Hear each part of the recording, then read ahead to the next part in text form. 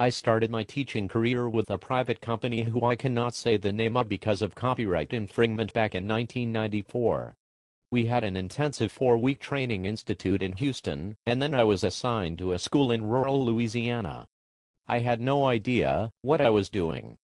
The schools were so desperate for warm bodies that they took us.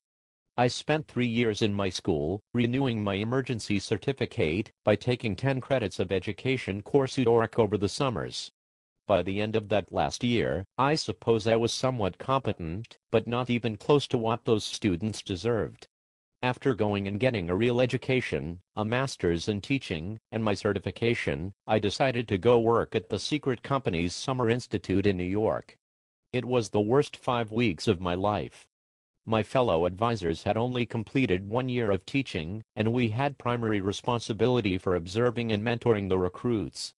The new Corps members learned on the job by taking over summer school classrooms that had been staffed with certified teachers from that school. It was disastrous. The students learned very little to nothing.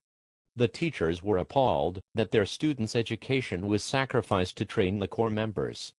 Despite the fact that New York City uses the workshop model across the district, Company X insisted that the Corps members use their curriculum and objectives, which were hastily and poorly written and relied on direct instruction. There was no alignment between what the students needed to learn to be ready for the next year and what X insisted be taught. I know there are some amazing teachers that find their way into the profession through this secret company, but the vast majority leave after 2 years, which is not long enough to become proficient, much less skilled enough to vastly transform a school. I'm the only one of my cohort who is still in the classroom. The rest are education policy makers, lawyers, and consultants. I imagine much of this criticism has been voiced already, so I apologize for any repetition. Whenever anyone asks whether they should apply to the secret company X, I ask them if they really want to be a teacher. If they say yes, I advise them to go through a certification program.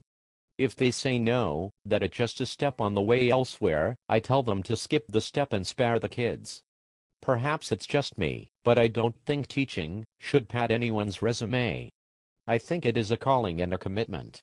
It would be absurd and heartbreaking to invite X into a district where so many fabulous teachers got laid off and are still hoping to return to the classroom. And isn't it interesting that the name of Company X can't be mentioned on YouTube?